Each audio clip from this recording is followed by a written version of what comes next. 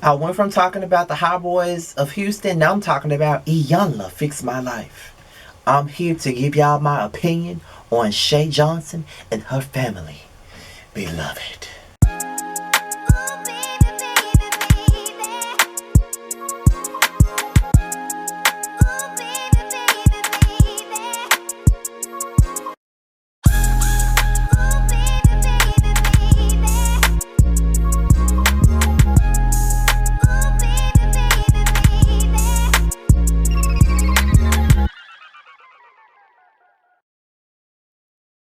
What's going on, y'all? This is your boy Scotty, and we're here for a review of Iyanla Fix My Life. Now, you guys know that I've reviewed Iyanla Fix My Life before in the past. I never committed to doing a full season before, but this season I am very much so committed to doing it because I heard that this is her final season. I've always watched the show, but I didn't really review it. But as I said, I reviewed certain episodes like the Kamaya Mobley story, the Myth Hits one.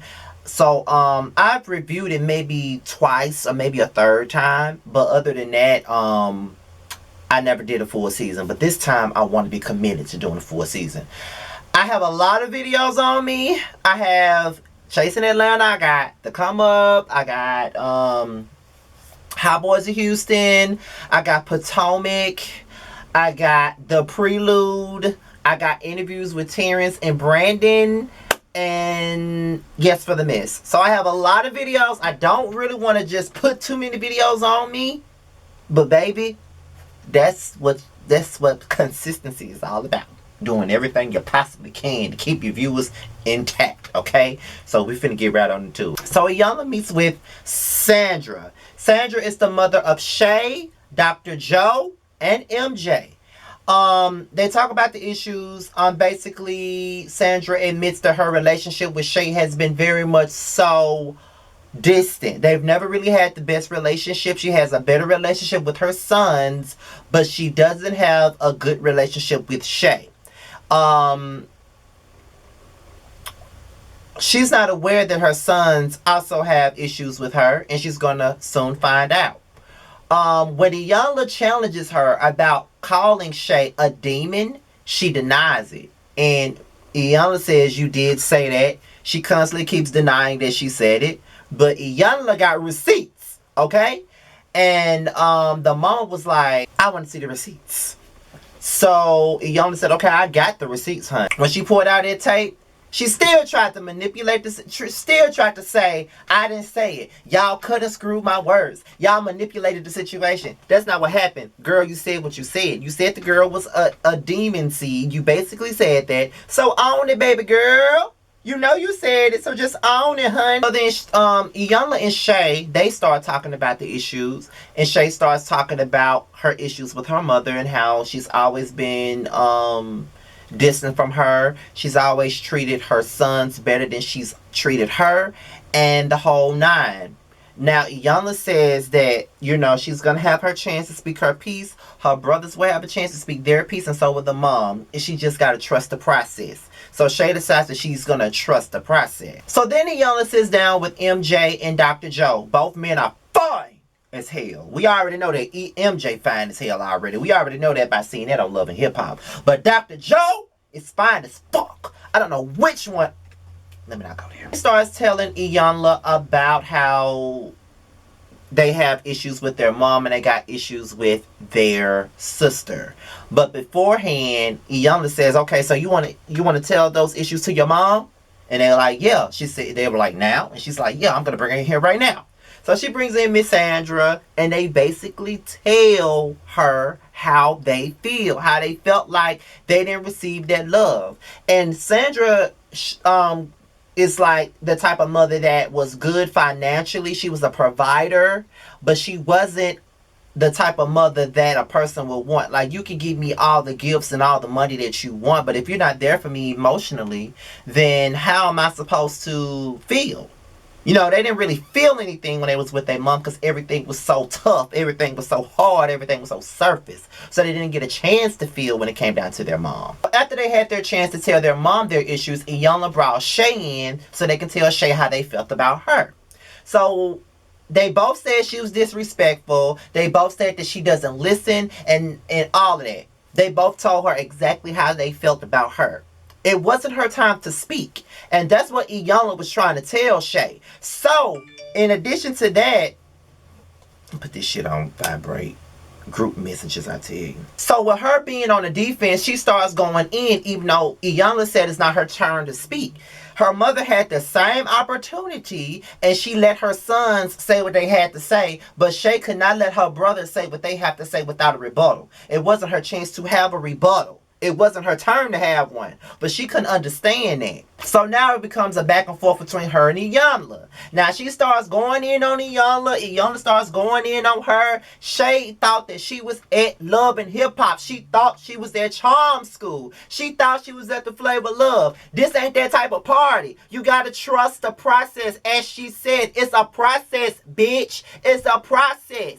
And that is the reason why you have the issues that you have with your family, because you don't fucking listen. And the more you don't listen shows why you have the issues that you have. We've been watching you on TV for fucking years. We saw how you acted on Flavor Love. We saw how you acted on Charm School. And we definitely see how you act on Flavor Love. You have this disgusting defense mechanism that you don't see when you're right or when you're wrong. 9 times out of 10, you could be right in a situation, but the way you react and the way you decide to do shit is the fucking wrong way to do it. And the way you went off on Iyanla was the wrong way to do it, because you want to be right so much, but you turn out to be wrong even when you're right. That tends to happen. You're so used to defending yourself. You're so used to trying to prove a point. You want to prove that you're right, but you're not at this moment. It's not a right or wrong situation. At the end of the day, it's a process. The boys told their mother how they felt. She did not get a chance to have a rebuttal because it wasn't her turn to have one. The boys tell you how they felt, and now you want to go in and do your Love and Hip Hop shit. You know what I'm saying? Like you arguing with Boots or some shit like that. This ain't the time for the Flavor and Love arguments, bitch. This is about you getting your family together. That's what that's about. But you can't even see past your own insecurities to see that. Now you feeling like you being attacked. Now you feeling like you being ganged up on. Classic example of how I used to be. I know exactly where you coming from, bitch. Know exactly where you coming from. But it's called growth. You know what that means? And you have not shown none over the last couple of years because you're still the same bitch. So Sandra and Iyanla meet up again. And Sandra didn't have a good night. She couldn't sleep knowing that her sons had an issue with her and she never knew. So Iyanla lets her know that she's gonna have her moment to apologize or do whatever she needs to do. So then she goes and talks to Dr. Joe and MJ, and they have a talk about accountability. The lesson is about accountability. You say what you feel. You say what you let a person say how they feel, and you got to take accountability whether you knew or whether you agree or not. Sometimes you don't try to hurt people, but you do hurt people anyway, and you got to take accountability for hurting someone.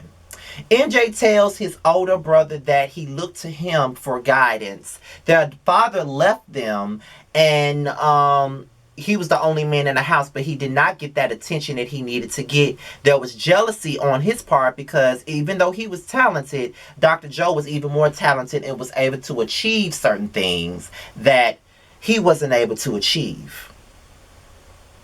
That's a sibling rivalry. It's kind of like with me. I went to college and basically majored in broadcast journalism and regular, basically. And I did not finish. College. So when I went to my sister's college graduation or whatever, and I was just sitting there watching her, and I was like, damn, she did something I wasn't able to do. I wouldn't say I was jealous, but it kind of made me reflect on my own failure. You know what I mean? Because she got to do something as a younger sibling that me being the eldest sibling wasn't able to do.